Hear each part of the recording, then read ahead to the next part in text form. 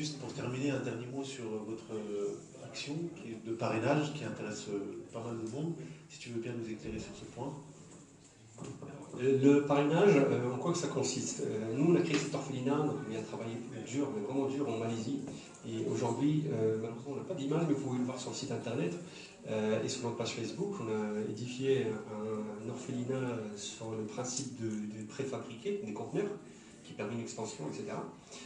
On a aujourd'hui une capacité de 40 enfants, on a 25 enfants aujourd'hui, et on va lancer bientôt le parrainage, on ne l'a pas encore lancé. Donc il y a beaucoup de demandes aujourd'hui qui nous parviennent sur Facebook, etc., qui veulent parrainer un enfant. On a fixé un prix de 30 € par mois, et ces 30 € là sont destinés à prendre en charge à la fois la nourriture, l'éducation et les activités de chaque enfant. Avec, c'est ça le prêt d'un forfait téléphonique, tout à fait. Et c'est mieux que votre commande. Donc en fait, voilà, cet argent-là va servir ici. Et on a Shahid ici qui va envoyer, Shahid, voilà, qu'on va envoyer en Malaisie pendant 3 mois, c'est porté volontaire, pour gérer l'orphelinat. Donc il va faire des activités diverses pour les enfants, etc. Et surtout, il va faire un retour à tous les parrains ou les marraines pour chaque enfant. Donc, il va leur faire des photos, des vidéos sur chaque parrain.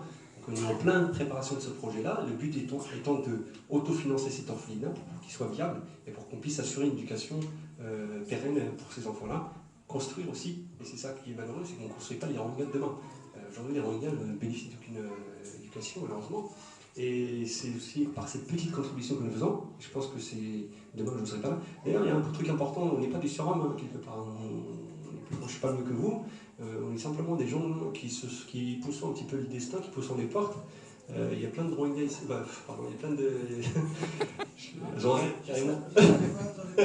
Non, il y a plein de bénévoles ici qui viennent de Paris, qui viennent de Bordeaux, qui viennent il y a une bénévole ici qui s'appelle Fazia, qui est notre représentante de Rennes. J'espère qu'on ouvrira une antenne digne de ce nom et j'espère aussi qu'on va développer ça ici. Et tout le monde peut voyager, tout le monde peut aller au Bangladesh. Si vous voulez participer aussi, vous avez vu quelques images tout à l'heure, et ben ça on peut le faire.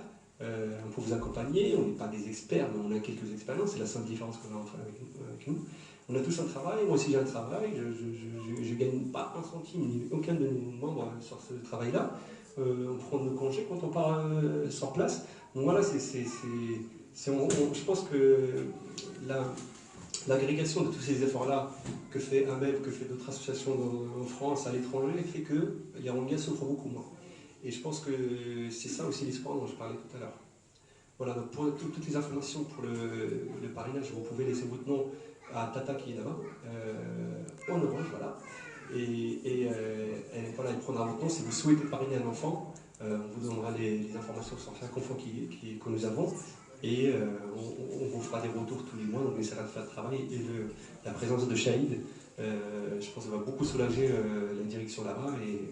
Et voilà, c'est aussi un bénévole qui nous vient de Bordeaux et qui nous a rencontrés il y a 3 ans, 4 ans.